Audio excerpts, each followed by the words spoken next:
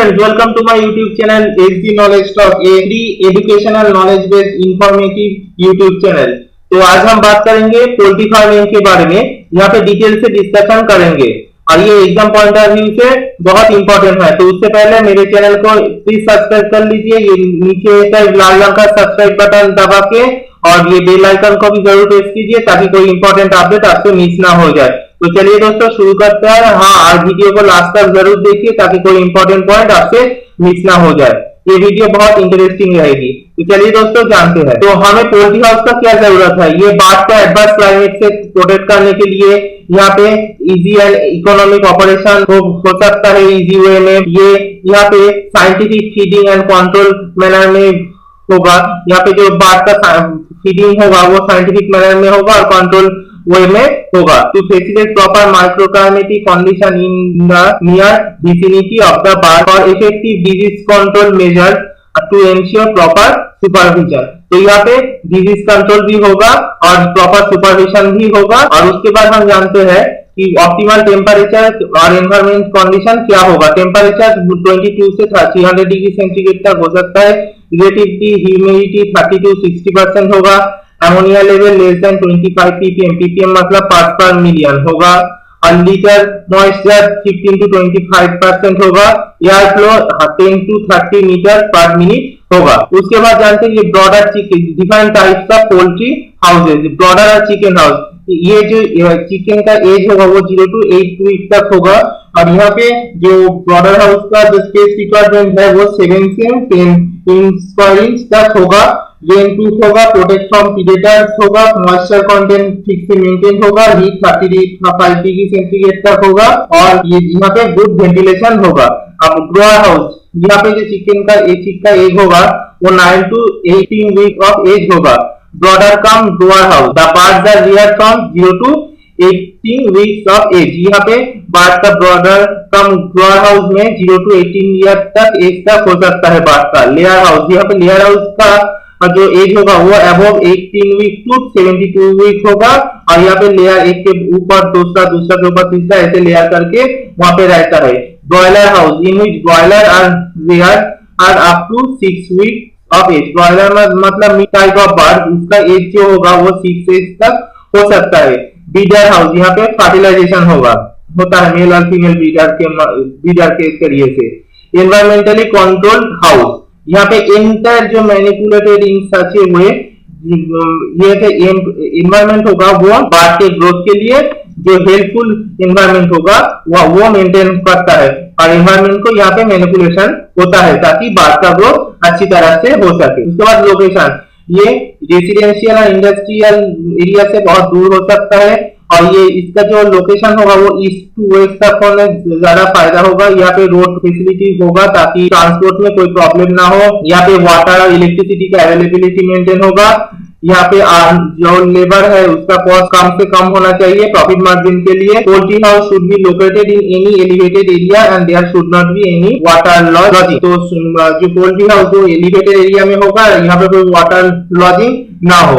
It should have proper ventilation, तो ventilation तो यहाँ पे मेंटेन होगा। और उसके बाद लेआउट ऑफ पोल्ट्री फार्म, तो पोल्ट्री फार्म वो विजिटर से और आउटसाइड व्हीकल से दूर रहना चाहिए। Shade should B so located that the fresh air passes through the broader shed and followed by grower and layer shed। तो यहाँ पे जो फ्रेश एयर होगा वो ब्रॉडर शेड से पास होगा, उसके बाद ग्रोअर, उसके बाद लेयर शेड में आएगा ताकि जो डिजीज का स्प्रेड ऑफ डिजीज कम हो सके और ना हो पाए। There should be a minimum distance of 50 to 100 feet between chick and grower. ये ध्यान से देखना, चीक और ग्रोअर के बीच में 50 to 100 फीट का डिफरेंस होगा ग्रोअर का शेड। और distance between grower and layer shed should be of minimum 100 metre. ये भी याद रखना कि ग्रोअर और लेयर शेड के बीच में 100 मीटर का डिफरेंस होगा। Egg room, store room, office room और फीड स्टोर रूम ये भी एंट्रेंस में होगा, वो पोल्ट्री हाउस के एंट्रेंस में होगा ताकि human activity the movement of people poultry house में कम हो सके।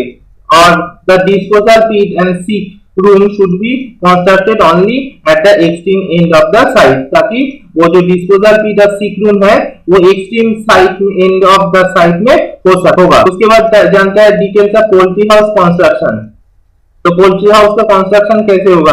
द पोल्ट्री हाउस ओरिएंटेशन और डायरेक्शन, यहाँ पे long axis east to west direction में होगा, ये तो हम पहले जान चुके हैं। ये इससे डायरेक्ट सनलाइट का जो एडवर्स इफेक्ट है वो बात के ऊपर कम हो पाए। उसके बाद each broiler requires 1 square foot of lot और space while a layer requires 2 square feet of lot और space under deep litter system of rearing. So the size of the house depends on the number of birds to be reared. The length of the house any length हो सकता है।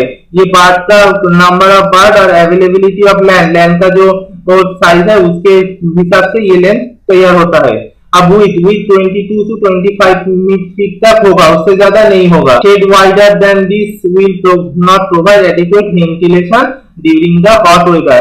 तो यहाँ जो shade होगा वो अगर इससे ज्यादा होगा तो एडिक्वेट वेंटिलेशन प्रोवाइड नहीं होगा हॉट वेदर के टाइम पे। If the shade is more than 25 feet the ventilation at middle line of the root of proper overhang is must use. तो उसके बाद हॉट एयर और octanol gases which are lighter than air move upward and escape through rich ventilation. तो environmentally control जो poultry house है उसके लिए 50 feet तक ही हो सकता है, पर जो एनवायरमेंट होगा वेंटिलेशन वो एग्जॉस्ट फैन से कंट्रोल होगा।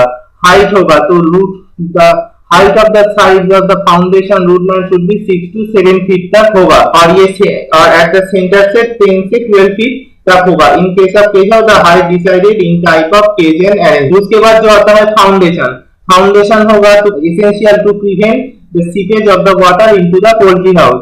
The foundation of the house should be concrete with 1 to 1.5 feet below the surface and 1 to 1.5 feet above the ground level. और the floor should be made of concrete ताकि rat proof हो सके, जो floor concrete से तैयार हो सके ताकि rat proof हो पाए और free from dampness, जो damp ना हो पाए। Floor of the house should be extended 1.5 feet outside the wall on all sides to prevent the rat and snake problem. So floor of the house should be extended 1.5 feet outside से 1.5 feet wall देना पड़ेगा ताकि कोई rat और snake का problem ना हो। The door must open outside in case of deep litter poultry houses. So the size of the door is preferably 6 into 2.5 feet होगा। उसके बाद जो आता है side wall, the side wall should be 1 to 1.5 feet height होगा और the side wall पे the bird during the rainy day और chill climate। तो ये side wall bird को rainy day और chill climate से प्रोटेक्ट करता है और also provide sufficient ventilation. In cage house no side wall is needed. The roof, the poultry house का जो roof वो asbestos से तैयार होता है, कंक्रीट भी हो सकता है।